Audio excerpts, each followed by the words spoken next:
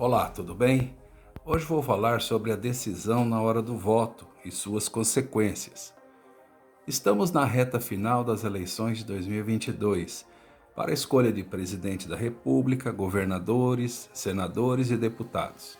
É inegável a importância de decidir bem na hora da escolha dos candidatos, uma vez que o rumo da nação será influenciada pelo ideal político defendido pelo candidato. É evidente a polarização da política brasileira entre a direita e a esquerda. Assim, diante dessa polarização, se faz necessário buscar compreender quais os ideais defendidos pelas duas correntes ideológicas.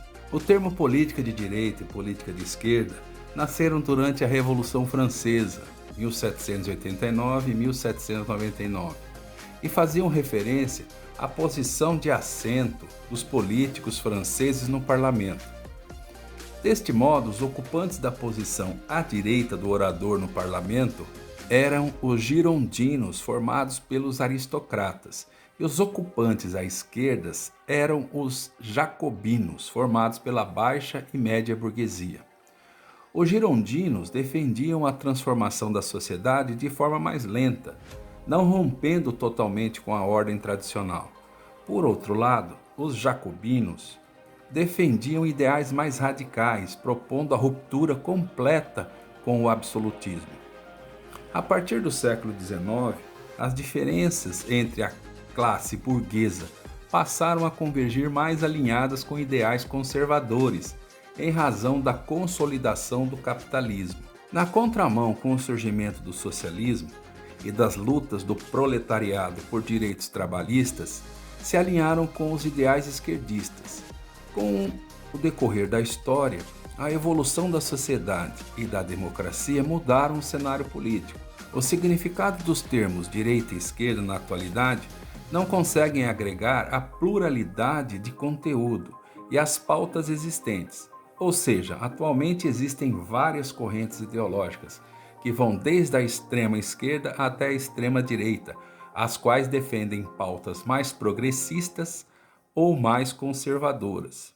Desta forma, a corrente ideológica da direita defende em linhas gerais o individualismo, a liberdade, estado mínimo, valorização da meritocracia, o direito à propriedade, a crença em Deus, luta pela proteção da família e da vida desde a sua concepção.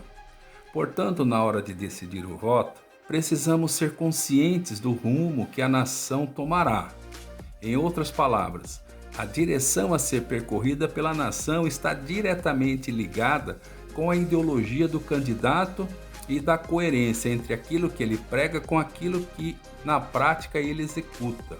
Os dois principais candidatos à presidência da República já demonstraram seus ideais políticos. É evidente e inquestionável que o atual presidente está alinhado com a ideologia da direita, e o resultado de sua gestão, apesar de enfrentar uma pandemia, as consequências mundiais da guerra entre a Rússia e a Ucrânia, o aparelhamento do Estado e todo o massacre midiático, tem demonstrado que o barco não está à deriva. O Brasil tem superado todas as crises e sido referência mundial da boa gestão pública, principalmente com a inexistência da corrupção sistêmica. Já o ex-presidente defende de forma radical os ideais socialistas comunistas.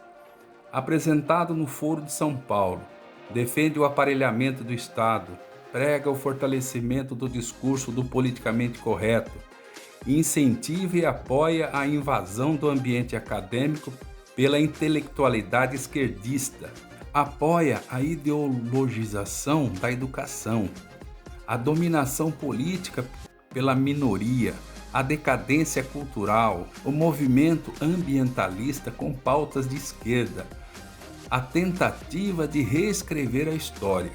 Assim, nossa experiência na administração pública pelos esquerdistas nos levou aos maiores escândalos de corrupção de nossa história e quase arrastou a nação ao desastre social, como vemos atualmente na Venezuela e na Argentina.